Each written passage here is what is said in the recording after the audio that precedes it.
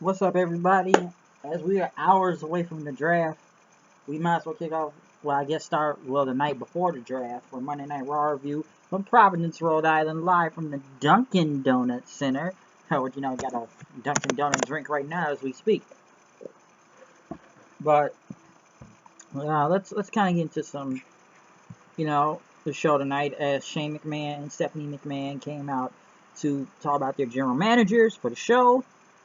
Stephanie said, which I thought it was going to be Triple H, but Mick Foley would be leading Raw, which he got a big pop, which, I'm not surprised on anything.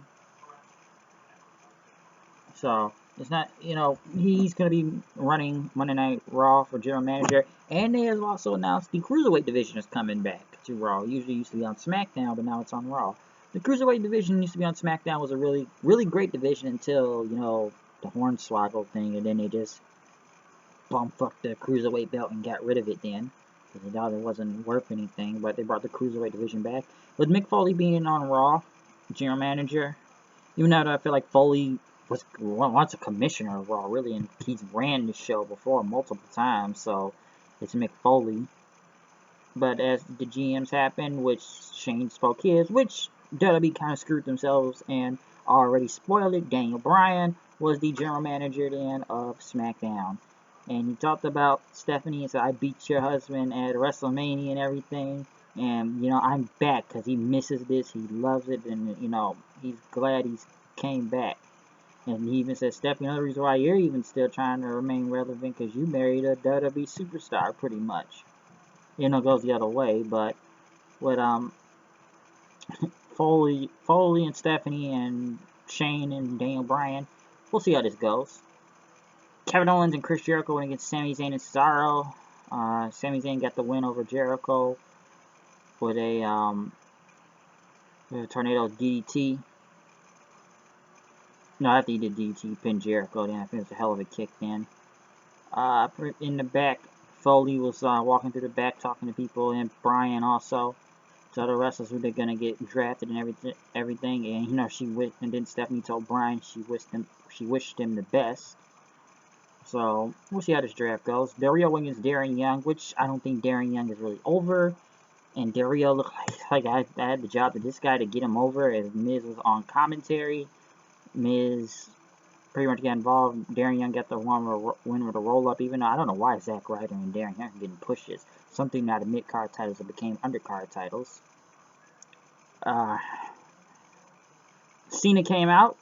He talked about the draft, and he talked about Battleground, since every match is apparently a tag team match. Cena said he's got some certified G's with him, as Enzo was over with the crowd, that they have a success rate, and everybody chanting, how you doing, how you doing, how you doing, and everything, which they were super over, talking about the Carl Anderson, like, it looks like the Times New Roman font, and everything, getting it back to the 35th of Neverwary, and people was like, how you doing? Cass, how you doing? And they only had one word to describe them. Cena did not get the how you doing thing. I don't know why they try to make John Cena look lame. But the club came out, said they were going to beat him up again. It's my hot weight. I'm going to go to my hot Asian wife and beat up John Cena. Beat up John Cena. New Day came out then, as AJ and them talked about Woods being afraid of the Wyatts and everything. But, New Day said Cena doesn't get the how you doing thing. He came in and talked about he was on Pokemon Go. He's a level 21 Pokemon trainer right now. And he even started chanting Pokemon, classic Pokemon, all 150 of them. Charmander, how you doing? Squirtle, how you doing? Pidgeotto, how you doing? Pikachu, how you doing? Bulbasaur, how you doing? Charizard, how you doing? Mankey, how you doing? Meowth, how you doing? Ghastly, how you doing? Blastoise, how you doing? Snorlax, how you doing? Jigglypuff, how you doing? Pretty much with the New Day. But the Wyatts came out then for a 12-man tag as Enzo and Cass, Cena, and the New Day went against the club and the Wyatt family. And I don't know, even though they kind of botched it a little with Kingston and Strowman right there, it pretty much came to the end with the club getting the Styles Clash on Enzo to get the win as the New Day and Wyatt family fought to the back, even though they messed it up with got a collision problem, and then Cena and them lost. I guess they'll get the win this Sunday in a way. Seth Rollins doing a promo about the Shield, as he was once the man. He was once coming down with his brothers, he called them, when they came out to the Shield in an empty arena, as he carried them and everything. And he's going to prove that he was always the man, because they stole the title from him with that Money in the Bank contract. Next, Foley was in the back talking to Breezango, I guess, until Shane showed up. So why are you working with Stephanie? I think it baffled them and everything and stuff. You know, Foley, she knows she made a good, you know, pick, because, you know, so they can relate to the crowd. But, you know, Foley knows she's ruthless, but he says she has the passion and drive or something like that. But I guess Foley's not trying to be a pushover, I guess, then. Baron Corbin went against Sin Cara. Corbin won. Sin Cara and Kalisto got the crap kicked out of him. They talk about, yes, Brock Lesnar. ESPN coverage, even though ESPN brings up Brock Lesnar, but WWE only brings it up when they want to, if he wins. Or now SummerSlam. But since Brock Lesnar, I heard today, has now failed 2 of these drug tests, I don't know if WWE's going to suspend him or have anything to say about it. And this guy took the stuff and failed on the day of the fight, people. That's 2 drug tests he failed. Lesnar's pretty much screwed right now.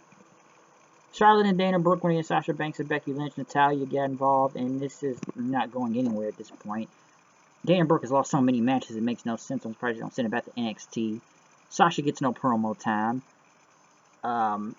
Charlotte's just like the same person ever since Rick left, and nothing has really changed, because all they did was give her another sidekick instead of Ric Flair. I'm surprised they haven't bringing him back yet.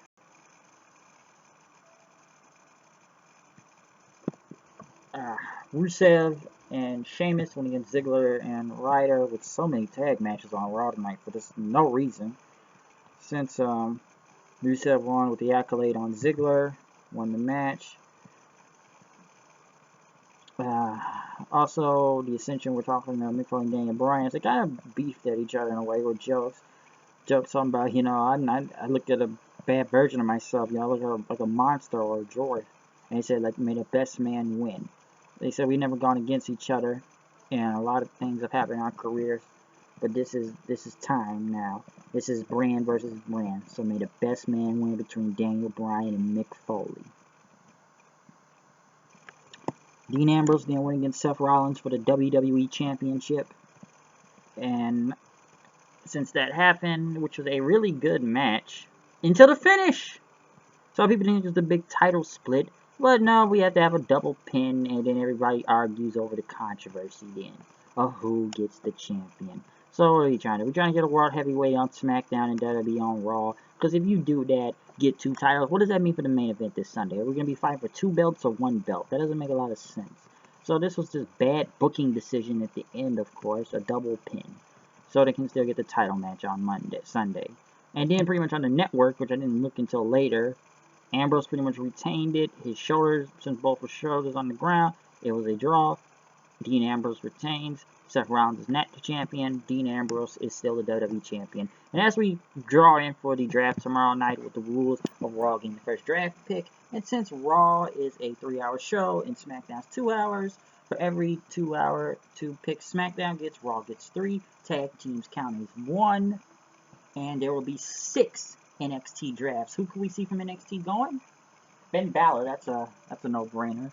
Bayley, yes. Shinsuke Nakamura, I'm not sure, but it's a little bit too early. American Alpha, yes. I don't know, Samoa Joe. It's a lot of guys, but I don't know who we're going to pull from NXT later on tonight. As for tag teams, the Wyatt family do not count as a tag team for some odd reason. So they're not a tag. God knows why. We don't know. The draft also including most of everyone's names in there. AJ and the club are separate from each other. I guess Kalisto and Sin Cara are in a tag team, even though they've been in a tag team for like 2 or 3 weeks again now. That's pretty much it for the draft.